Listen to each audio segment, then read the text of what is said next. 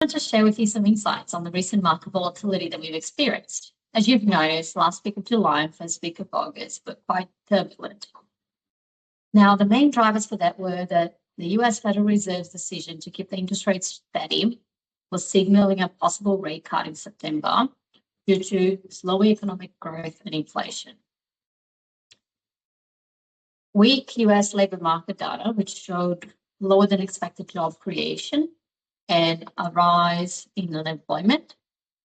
A sell-off in tech stocks, partly due to the mixed earnings results. Strengthening of the Japanese yen that put pressure on Japanese exporters and investors who borrowed in yen to buy other assets. And increased geopolitical tension, especially between the US and China. Now, all these combined meant a lot of turbulence. The Australian market also followed the global trend and suffered its worst day fall since 2020. Now, on Tuesday the 6th, the markets bounced back as bargain hunters stepped in for some as the fears subsided. But in a nutshell, equity markets sold off sharply, bond markets rallied, and that is exactly why we hold bonds and why a diversified portfolio makes sense for building long-term wealth, especially for retirees and pre-retirees.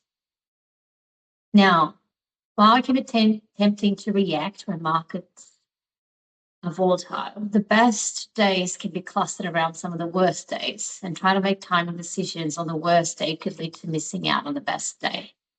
I've got some slides here to show you that, so you can have a look. 10 of the 20 best trading days occurred in years with negative returns, and 13 of the 20 worst trading days occurred in years with positive returns. So missing out on the best days can be really costly. So there's another chart there that we've shown to illustrate that, which shows the performance of the SX 300 versus the performance of the SX 300 if you missed just the 10 best days. This is why we talk about time in the market, not timing the market. Long-term investment, long-term goals, and riding through market volatility. So I want to reassure you that market volatility is normal and expected, especially after a long period of strong performance. And the key is to stay focused on your long-term goals and not react emotionally to short-term fluctuations. Now, all of that is assuming you've got the right investment mix to start with and the right portfolio for you. That's why getting professional financial advice is really important. Now, if you're a pre-retiree or retiree, if you were a client of ours, we would have recommended specifically designed portfolios for you so you can ride up these markets' ups and downs, and so you have control and flexibility when markets are struggling, and we have to look at how we're going to fund your expenses and where the sell downs are going to come from. You want to be able to have flexibility, and you want to be able to have diversification. Again, it's important to get financial advice for this.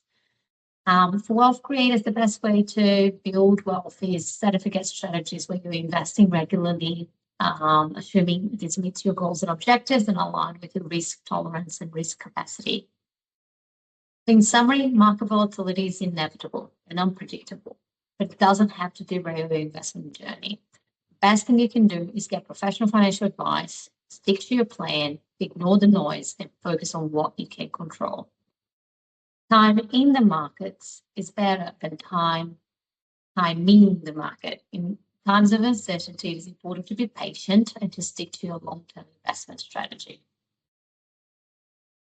If you'd like some help aligning your portfolio with your goals, your capacity to take risk, and your need to take risk, don't hesitate to call us so we can help you.